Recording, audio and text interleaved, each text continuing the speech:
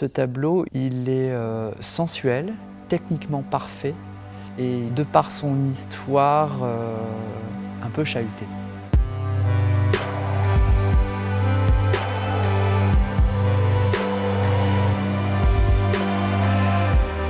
Ce tableau, c'est un portrait. Il représente Donia Isabelle de Requesens, qui est la vice-reine de Naples. C'est un cadeau que le pape Léon X, un pape issu de la famille des Médicis, souhaite faire au roi de France, François Ier.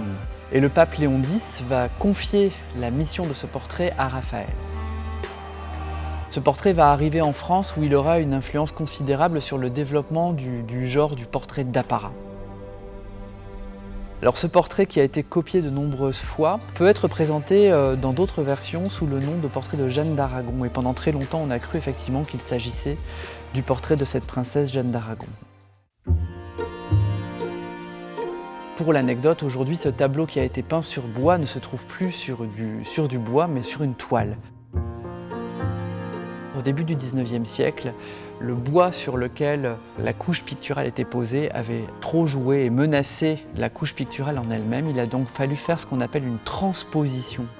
On a réussi à décoller la couche de peinture pour la réinstaller sur une toile et permettre à la couche de peinture d'être conservée. Ce tableau, il évoque beaucoup de choses.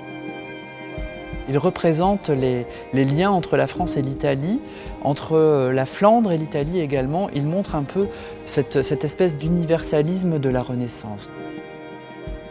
Raphaël s'inspire beaucoup des portraits français, par exemple de Clouet, mais il s'inspire aussi de la technique des peintres flamands tels que Van Eyck dans le rendu du vêtement, dans le rendu extraordinaire, les effets de lumière sur le tissu, ou bien dans le détail donné également sur les bijoux.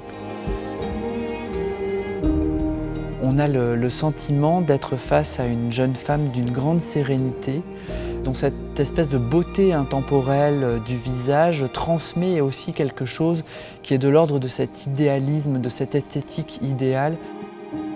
Et c'est aussi une œuvre qui illustre parfaitement, à mon sens, cet appel d'un idéal par le biais de l'être humain.